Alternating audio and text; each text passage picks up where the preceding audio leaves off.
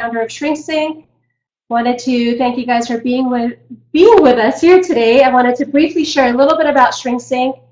Regarding the CEUs for today, please know that the pop-up window after the webinar is done regarding an evaluation. You complete the evaluation, and in a week, you will receive the CEUs via email. I'll make that announcement again at the end. If you don't receive that pop-up, if somehow there's a technical problem, you could manually get to that when you go to our ShrinkSync website and look at under the tab for webinars, free webinars. Click on today's webinar and then the evaluation that is associated with today's webinar. Once that's completed, again, in a week from now, you will receive your CEUs. Briefly about ShrinkSync, we are a digital networking hub for therapists. We offer client referrals through that. We have directory for not only providers, but also residential programs and treatment centers. It is free for all therapists to be on there. We're nationwide, and we are happy that you're on there using them. I hope you guys have been taking advantage of our diagnosis lookup tool. And we also have all sorts of CEU events that are being held throughout the nation. Now, for today's presenter, I'm very excited to announce Douglas Green. Douglas Green is a licensed marriage and family therapist with a private practice in Woodland Hills and West Los Angeles, where he specializes in helping kids and teens build lives they can be proud of. He is also an adjunct professor at Phillips Graduate Institute and the Chicago School of Professional Psychology. He created the advice website AskJarelle.com, which has helped hundreds of thousands of users around the world, and is the author of a multi-award winning book. Can you guys see this? The Teachings of Jarelle, Life Lessons from a Divine Knucklehead. Say whatever you want. That was for me. Okay, but I will say, if you go visit his website, it is absolutely amazing, and I have personally known Doug Green for a long time and love referring to him. My clients are in great hands with him. Most of all, I'm so looking forward to hearing what he has to share with us. I hope you enjoy today's webinar. Please help me welcome Doug Green. Thank you. Thank you, Anita. Thank you, Rachel. Thanks, anybody out there viewing. This is an honor, a real honor. I will confess I'm doing the technical parts of this for the first time, so I will do my best to. This will work? Yeah. Oh, great. Okay, that'll help. That'll help. Slide down. Less to go wrong. Okay. Okay. The title of this, as you can see on your screen, is Opening the Future, How to Work with Children's Shame. I'd like to start this whole presentation with a story. Some years back, I bought a puppy, and it was a cute puppy, a few months old. I liked it. I was perfectly happy with it. There were a few things that were kind of surprising about this little dog. One was that I got her from the pound, but when I brought her home, she seemed very well house trained. She used the newspapers. That stuff was just great. And another thing, she didn't bark.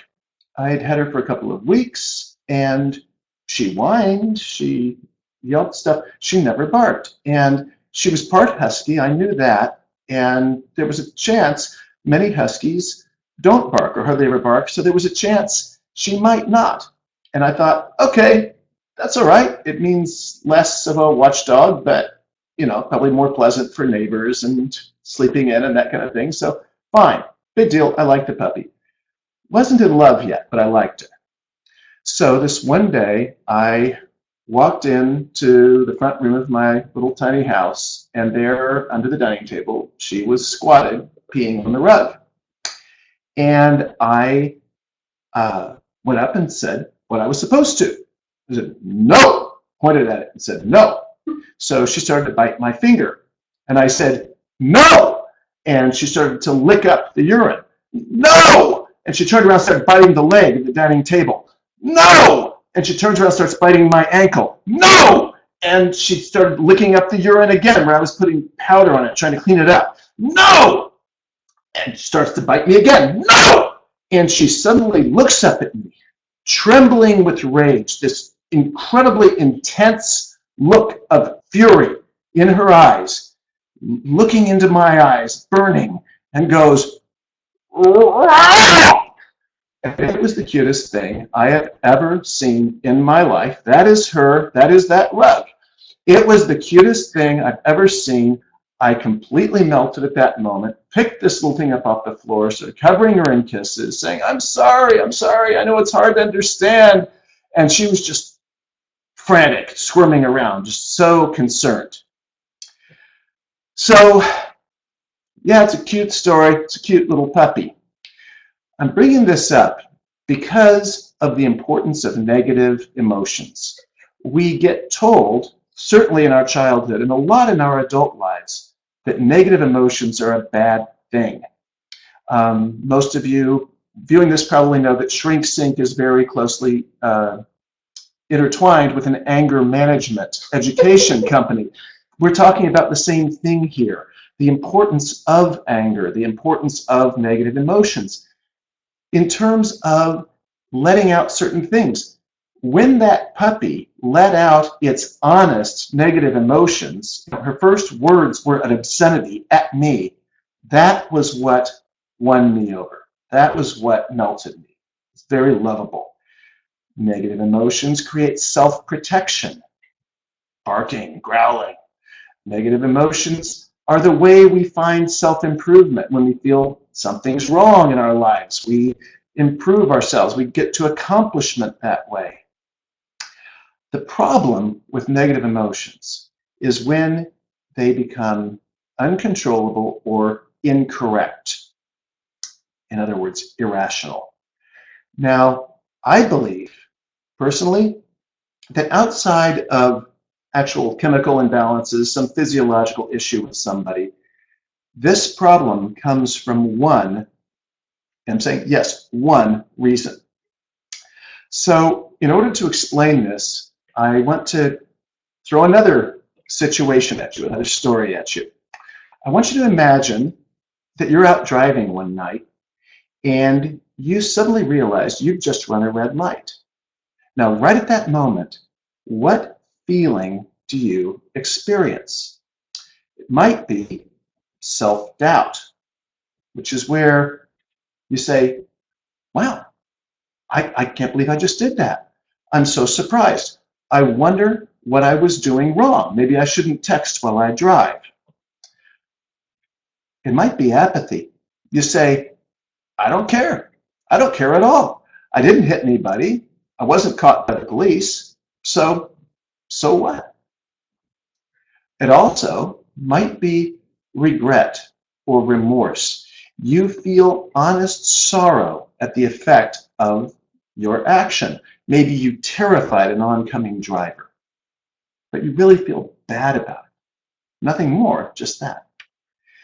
It might be, though, guilt. Guilt meaning that you see what you did and you say it was wrong. It was morally incorrect, and you need to do something about it. There's an owing going on. I need to pay somebody. I need to do some action for somebody. I need to confess. It could be any of them.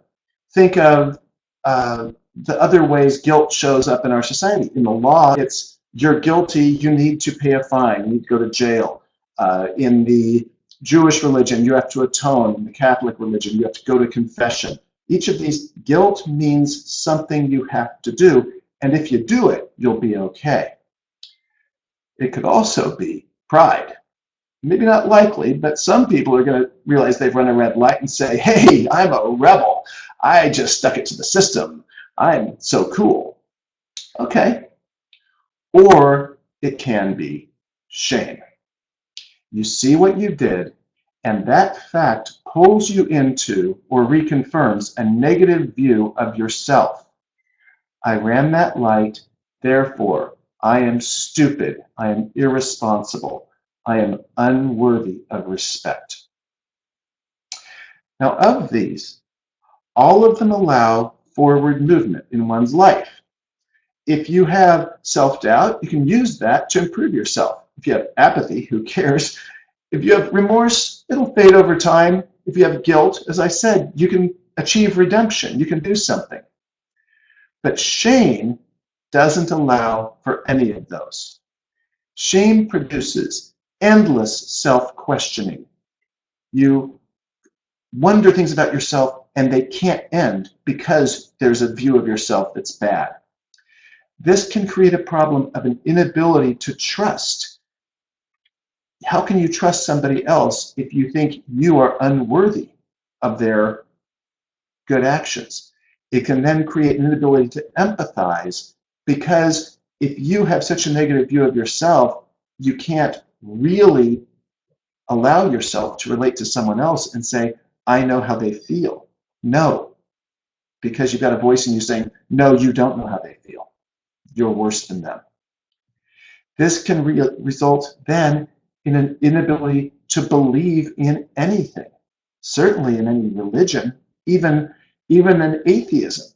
None of them are possible if you have this bad a belief of yourself, this core a belief in yourself. And what all these result in is an inability to be motivated, because you can't move forward to anything if you are mired in this viewpoint. So again, we all have shame to some degree, and I'm going to go into that, but we're talking here about really toxic stuff that affects or even controls one's life. Now, I'm not going to go into this part of it in this lecture. I don't have nearly enough time. But if you think about it on a mass level, shame then creates gigantic problems. Oppression comes from shame, usually, and certainly creates it, as we've seen countless times in history, where an entire culture can be shamed and lose its belief in itself. The lack of empathy can result in anything from terrorism to genocide. It goes to that extreme. So when we talk about this, again, today we're going to talk about it on the most intimate, personal level, but be aware what we're dealing with can reach much higher levels. So why is there shame? Where does it come from? Well, to give a sense of how natural it is, how endemic to the human race, one example I like to give is a story that I imagine you all know. The world was created, the heavens and earth, the seas, the plants, the animals, and humans. And the first thing humans did was get told not to eat an apple, and they did. And what happened when they did? I quote, "And the eyes of them both were opened, and they knew that they were naked, and they sewed fig leaves together and made themselves aprons." Now, that all sounds very nice. They saw that they were naked. They knew that they were naked, meaning for the first time they looked at themselves and said, something is wrong.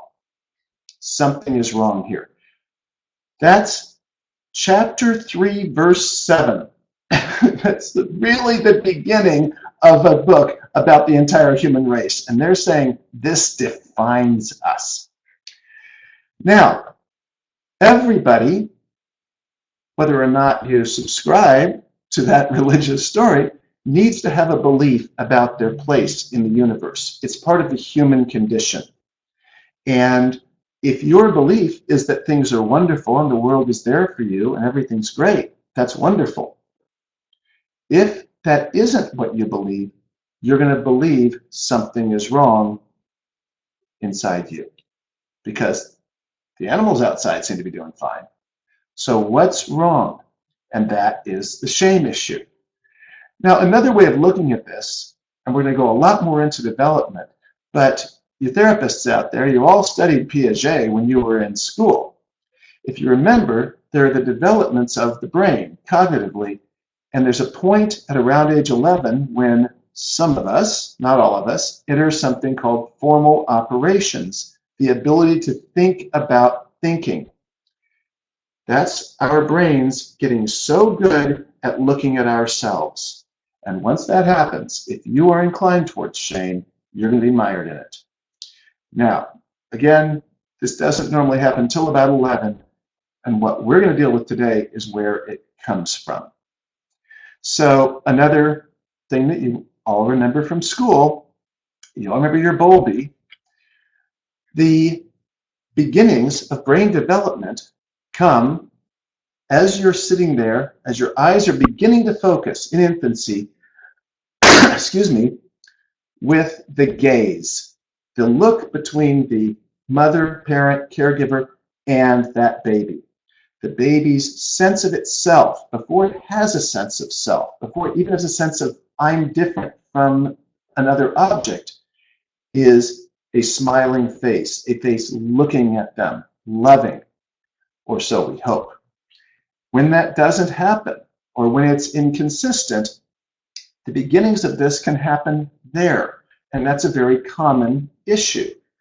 But what happens even if that's going well? What happens if you have the perfect family, the perfect parents, however you envision that? I'm going to say mother, but it doesn't have to be. So I want you to imagine that perfect mother who was a wonderful, loving, nurturing supporter of her child. Child's about 2.5, and kid's just crazy about her. Now, mom wakes up one day, and she's had a fight with her spouse about something, and her boss has yelled at her, and she's coming down with a cold, and there's a problem with the plumbing in the house, and she's just a little stressed out. And trying to make sure they can pay for the painter who was there the week before, who painted the entire house and overcharged them. She walks into the living room, and there, her little pride and joy has just drawn in crayon on the wall, on the beautiful white wall, a great picture of a horsey for mommy, knowing mommy will love this. Mommy sees it and blows, screams out in anger and horror for 2 seconds, steps out of the room, gets herself back together, walks in and says, I'm so sorry. I'm so sorry, honey. I know you were trying to be nice. We're not allowed to, draw on the walls. Picks that kid up and hugs them. It's already happened. It's already happened. When we are young, we need to believe, as part of our survival mechanism, we need to believe our parents are perfect. That sounds crazy once you've gone through adolescence, I know, but it's true. At that age, we need to believe that. Because if our parents aren't perfect and aren't completely on our side, the world's too scary a place. It's dangerous out there. Everything's big and scary. But if mommy and daddy are perfect and they're going to take care of me and they want to take care of me, I'm fine. So we need that belief. Mommy has just blown up and screamed at me, screamed that there's something wrong. So my little brain has 2 choices. I can believe that she's wrong, she's overreacting, there's something, she is not trustworthy, she's not perfect. Or I can believe that there's something fundamentally wrong with me. I'm stupid.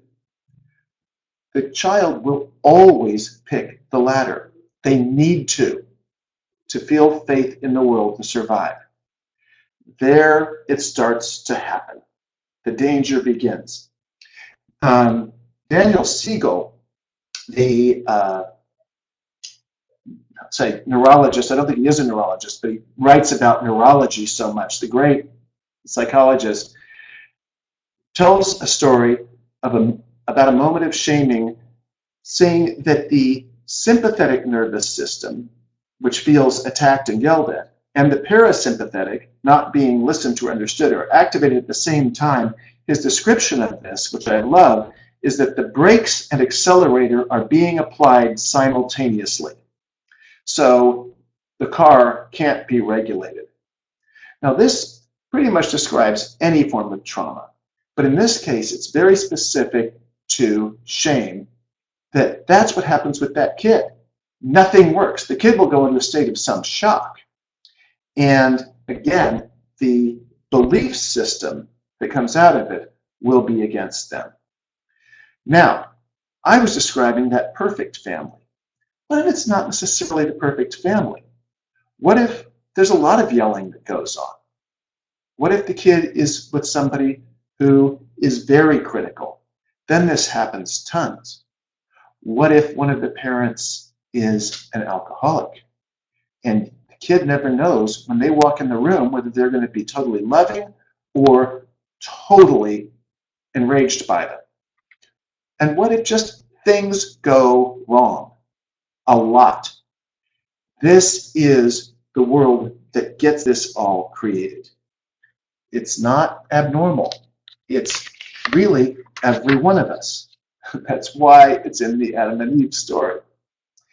Okay, I'm certainly going to talk today about a few top writers in this field, and right now I'm going to focus on John Bradshaw, the late John Bradshaw, who wrote a number of books about toxic shame.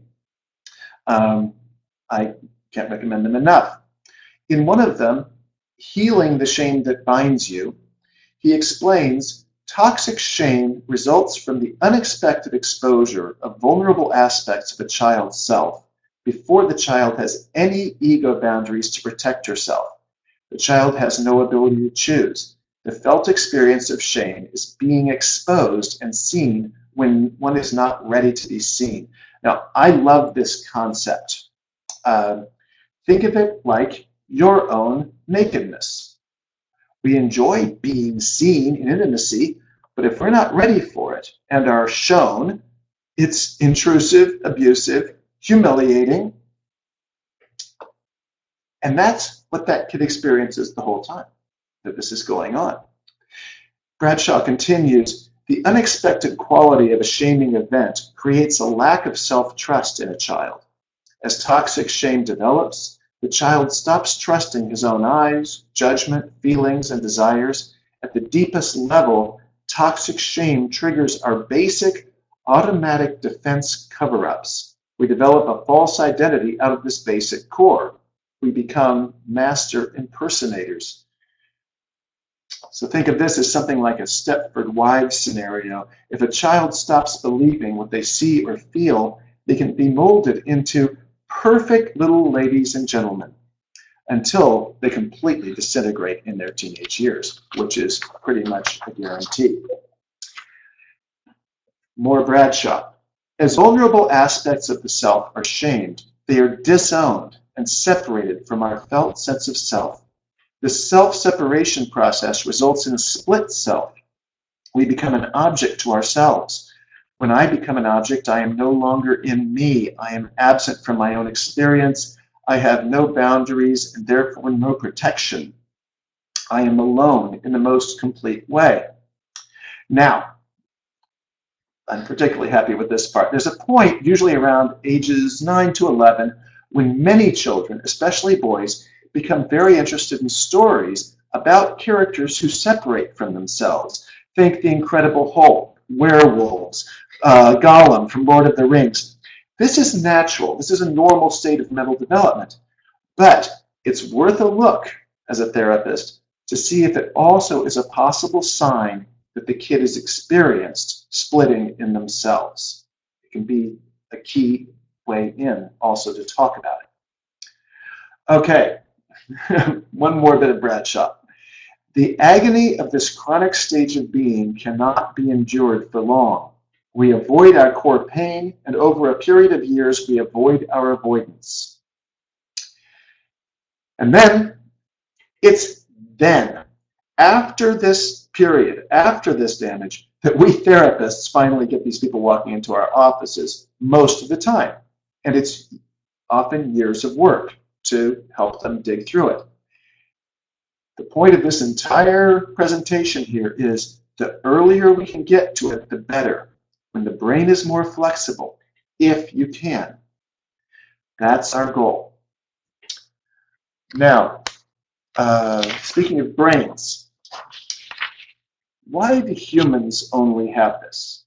The Adam and Eve story. If you look at these brains, there's a human brain, there's a dog brain. The human brain is a lot more complex. It's about twice as big and carries all the self-awareness that's in there. No other animal tells stories. No other animal paints. No other animal writes symphonies. We look at ourselves. We create narratives in ways that no other creature does. This also means that when something goes wrong, we are more likely to look for a reason and even have the ability and the curse of looking for that reason in ourselves. Literally in the brain, neurobiologically, the act of shaming induces production of a stress hormone known as corticotropin releasing factor. It's from the hypothalamus, while adrenocorticotropic hormone is released in the pituitary. Anita, you are not allowed to ask them that one. Automatically, both cause the hormone cortisol to be released by the adrenal glands. This hormone causes the body to go into a state of stress, inhibiting the will, reducing clarity of thinking, and reducing energy. In other words, it instantly, within a second, creates the symptoms of major depression. The sudden hit of cortisol can be so powerful as to even inhibit the immune system. So this is what happens when someone is actively shamed. The story I was telling with the innocent parents. Certainly what's going on at a later age when mean kids at school are saying things to you or such.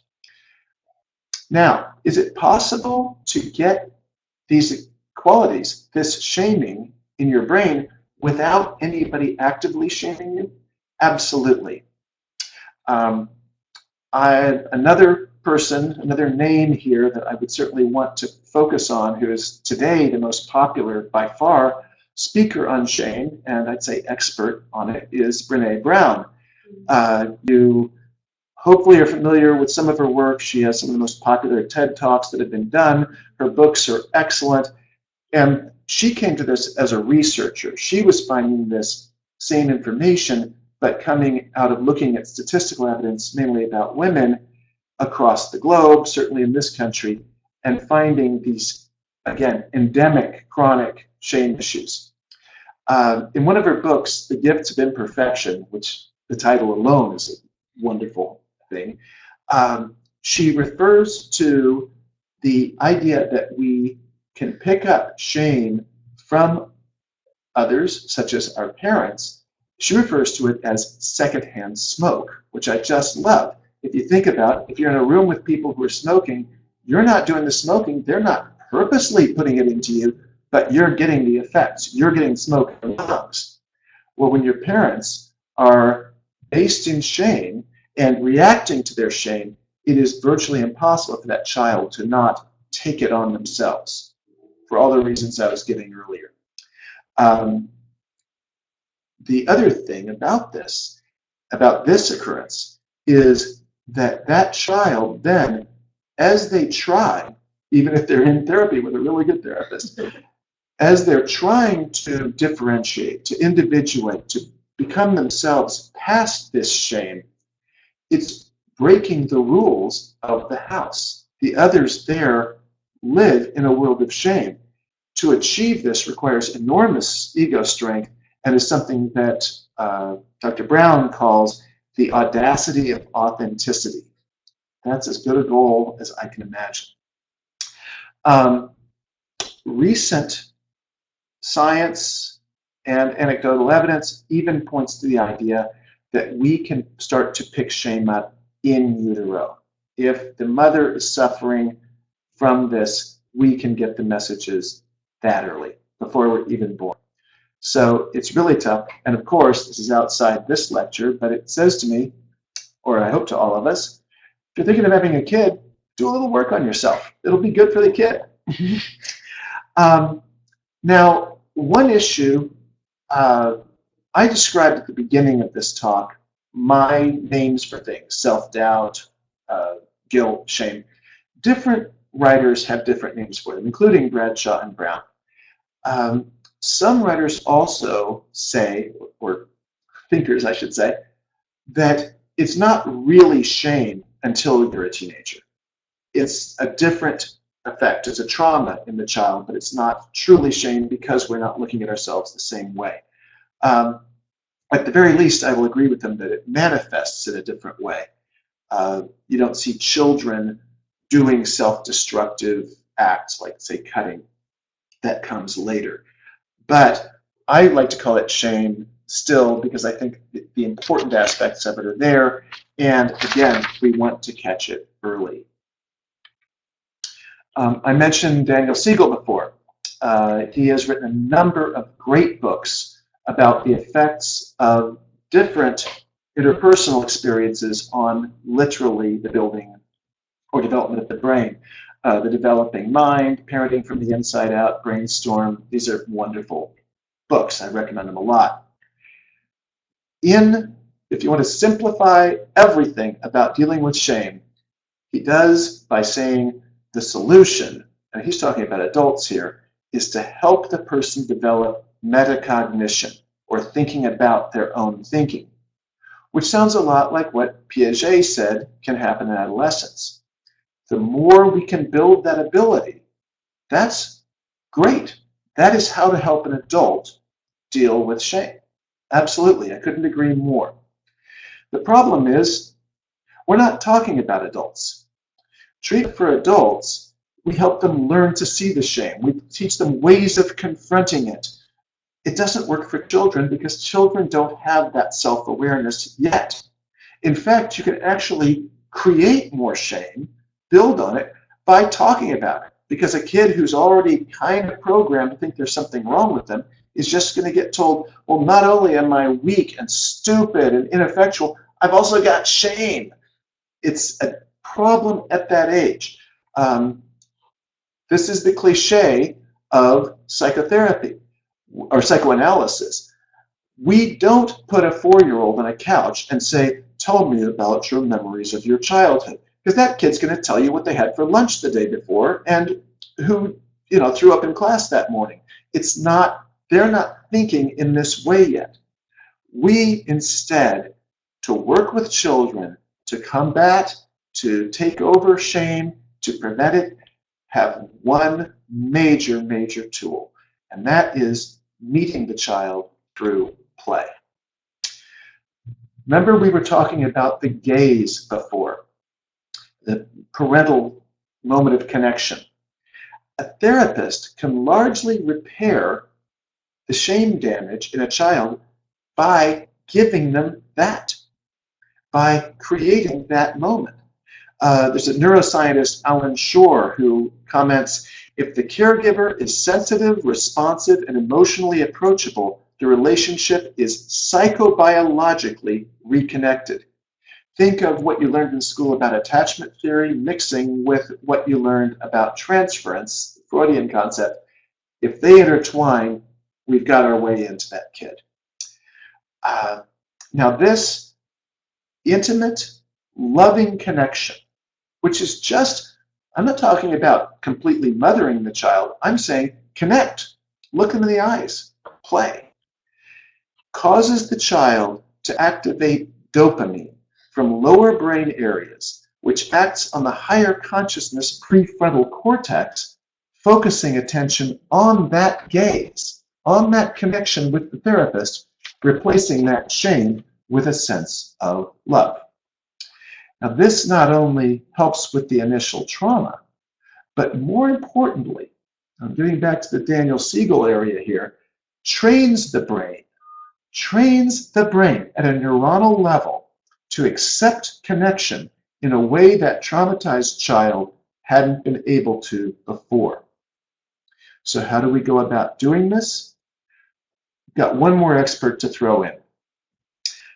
Many of you have probably dealt with the great Swiss psychologist or psychiatrist, I'm not sure which, Alice Miller. She passed on maybe 10 years ago and devoted her career to writing about childhood trauma in different ways. You probably are familiar with books like The Drama of the Gifted Child, For Your Own Good, Banished Knowledge. When she was writing her very last works, she came up, again, after a lifetime of dealing with this, including people who had been traumatized by the Holocaust. So writing about all sorts of stuff with one beautiful belief. She said that a child who is invalidated, who is told that they are fundamentally wrong, who lives in a life of shame, is doomed to never develop fully. But if one adult, one time, validates their feelings and says, you are legitimate, what you're feeling is legitimate, is okay, you're real. If it happens once, that can be enough for the kid to break through everything else and make it as an adult. Children are that resilient. It only has to happen once. Obviously, we'd like it to happen a lot more, but it only has to happen once. You, the therapist, are that once. If nothing else has gone right, you're that. If some other things have gone right, you may well be the best. But I think it's so important to realize when you're dealing with a child who is really, really messed up by life, to realize you're changing their brain by looking in there and saying, oh, I get it. Connection and empathy with an adult client are the goals that we hope to achieve. Someone like Brene Brown will argue those are the ways to fight shame. With a child, they are not only the ends, but the means. Everything that's going on is connection and empathy. You're giving it back, you're training the kid in it. So, I have a question for you. How do you, viewer, define fun? I'll say, take a second on that one. It's hard to define. We all know what it is because we all lived for it when we were children. But it's very hard as adults to put a definition on it. It's enjoying something, it's active, it's got a sense of silliness to it, it's got a sense of play, and it has a sense of being with someone else. It's very hard to have fun by yourself. Solitaire is okay, but it's not really fun. Even there you might say that cards are somebody else. So fun is a hunger in children, and they get it. Fun gives them connection. It gives them empathy. It gives them all that. Have fun with the child. That will give them what they need and help to beat the shame. A child's job in life is to experience and learn from their experience, whether that is daring to stand up in the classroom and walk away, which they get the experience of getting yelled at, or experience of finding out what happens if you hug somebody, and what happens if you, in this picture, drive your car into the other guy's car. What happens? What if you lift your car and say it flies? Children are experimenting all the time. We want to encourage that. We want to be part of it. We want to increase it. This is blasting through shame, what we've got right here. With older children, with even teenagers, the best thing I can possibly give to you on this is to listen to their music. Why? Because you don't like it. Because you probably don't know it, but even if you do, you think, that's not so great. It's nowhere near as good as what we listened to when I was a kid. Fantastic. Let them play you what they listen to and ask them about it. Ask them what's great about it. Have them teach you. If you, as a young person, have been told all your life, you're not good enough, you're not smart enough, what matters to you isn't important enough, and suddenly here you are talking to some super ancient grown-up, like they're in their 20s or 30s, who you're saying to them, here's what's important, here's why this song that came out last week is better than anything you've ever heard before. That's really valuable. It's just great. And you'll get to learn some songs and you can pretend to be cool because you know the stuff that's going on there too. Again, the less you know, the better. This also goes, of course, into television, movies, anything else, books, anything they're interested in. I just find music to be so specifically age-focused that it can be great. There's also the glorious moment if they get up the guts to play you their real favorite song, which is really obscene, and their parents won't allow them to play it out loud in the house. And there you are going, whoa, I can't believe they said that. Oh, what a gift to that kid. Games. Games. There is a reason children love games. They are everything in life pulled into one. The issues of winning and how good it feels to win and how to lose. Now, in life, we lose all the time. It's really important to learn how to lose. If you are stuck in a mindset of shame, if you've been told there's something not so hot about you, how do you lose well? Do you just sullenly say, okay? Do you smile politely and say, oh, I'm so glad you won? Or do you experience the loss? How about playing, here in this picture, they're playing Jenga, which is absolutely terrific because it activates the stress as well in everybody. As an adult, you probably don't care a whole lot whether you win at Jenga. Play it up. Act as though you care more. Go, oh no, I can't believe it fell. That's teaching the kid their feelings are okay and teaching them ways to speak. One of my absolute favorite things to do with children who are a little too polite, a little too repressed, is to play the board game Sorry. You probably all know it. It's a regular, simple board game where pieces go around trying to get to the end. The awesome thing with Sorry is there is a card that says sorry on it. And if you get a sorry card, you get to take someone from your home base and kill one of the other person's players and send them back to their home base. My rule when I do this with children is we play by the rules of the game. But if you get a sorry card, you are not allowed to say to me, oh, Doug, I got a sorry. I'm going to take this piece and move it back. No, you have to say the word sorry in the most obnoxious way you possibly can. Sorry, sticking their butt in my face is great. Anything. Express that, and I do it back to them. Again, I'm not trying to teach them bad manners. What I'm doing is saying it's okay to revel in your moment of glory there. It's okay. I'm going to get a sorry card later and come back and get you back.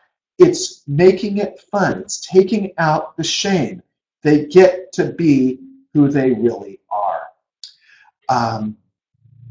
Cheating is a gigantic thing that comes up in games. People cheat in life. Anybody who's been shamed a lot, kids who've been bullied a lot, they deal a lot with being cheated on. So what do? If you play games with a kid enough, they will cheat because they'll be testing you. So what do? One expert I know says his trick with that is to look at it and say, that's cool, you've changed the rules of the game, now I'm going to cheat. And the kid learns the game's actually more fun to play with the original rules. Of course, some kids don't find that. They actually like to create and make it a whole new game. I find either of those wonderful. The one thing to do, I say, is to calmly, non-shamingly note it. Oh, you chose to do that. You went outside the rules. Don't worry that doing that and being okay with it is teaching them an immoral lesson. They have 8 hours of school a day where kids get punished for breaking the rules. They probably have life at home with that. You're giving another place. You're giving a safe space. Again, your goal isn't teaching them morality. Your goal is fighting shame. So laugh with them about what they do. Then, whatever you do, whether you say, let's go back to the rules, or you say, let's play by new rules, is okay either way. At that point, I'd say it's whatever works best for you. If you get past these places, you're entering what I would call therapeutic heaven, where you can join in expression. It's great to listen to their music on their phone, their iPod. What about doing a song together? What about learning their favorite song and singing it with them? What about having them write a rap and joining with them in it about all the kids they can't stand at their school or their worst teacher? This is enormously connecting. You are repairing the brain, you are recreating neurons, you're building new neurons. Everything can happen there. It's a beautiful, beautiful moment. Or you find out they've learned to love a Walt Disney movie that you knew very well as a kid, that you had the recording of as a kid, so you know all the songs. Sing them together. Great. They're doing a play in school that you know. Fantastic. Play with it. Join them. They aren't experiencing this enough. You are in a magical place. You are a magical person. You are Dumbledore when you are doing this job. So to join them is to validate them at an enormous degree. This creates a moment where they can be equal with you. They can write with you. And their expression about themselves, at this point, they can write, they can share their diaries, all that because they know, are this positive, non-shaming, again, hello, Carl Rogers, unconditional, positive, regarding person that is there for their lives. I'm giggling over here for Anita. I don't know if you can hear this. Where can this go? If you have a group, one of my favorite things is create masks and play different aspects of yourself. What about, and this is what this picture is of, it's from a workshop I did, what about doing a mask of the worst part of you, of the part of you that you don't let anybody see, and then everybody walks around the room playing that part of them, introducing that part to others. That is an astoundingly empowering act because they're learning to accept that part of themselves at some level and play it up. And when they walk out of the room, does it mean that it's taken them over like that werewolf earlier on? No, they just let it meld in so that the splitting that happened when they were traumatized and shamed has been repaired. And the parts of them are back, which takes me back to where we started. That little dog, that puppy, barking, learning that its first words, again, obscenities I'm not going to say here, but however you want to translate that bark, came and were reflected with love. What happened when that puppy grew up? Now again, dogs don't have shame the way we do, but dogs can be taught that they are worthless and unlovable. This puppy grew up with the ugliest bark I've ever heard. This thing. It was terrible. And she never knew it. She barked with brio and joy at squirrels, strangers, any strange noise, and knew that she was accepted and acceptable. And what did this mean? That nervous little puppy grew to be a strong, vibrant, beautiful being that did not fear the world and taught me instead in so many ways what it means to live without shame, without any negativity. She had her own fears, sure, but who cares? She dealt with those and moved on and embraced life in the way we want every child we work with to embrace life.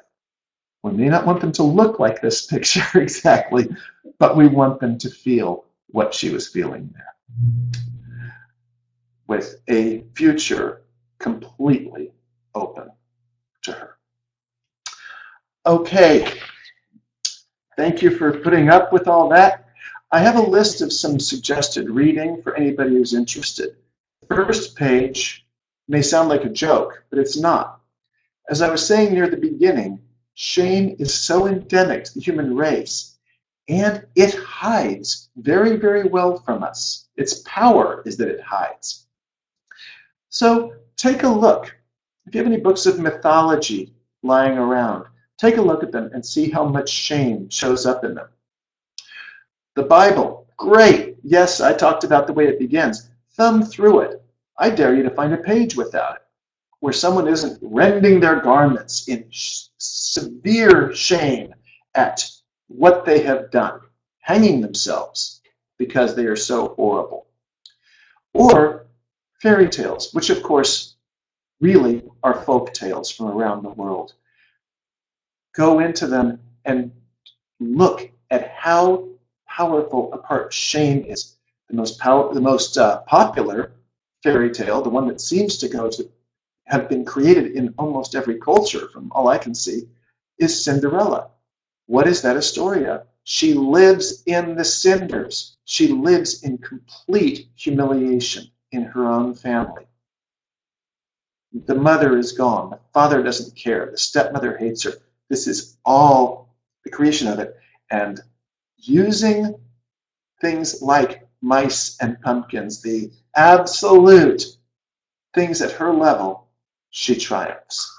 It may be the greatest shame story ever written. Okay, on a more academic level, here the Boyd article is a wonderful piece that I referred to a couple of times here about the physiological elements of shame.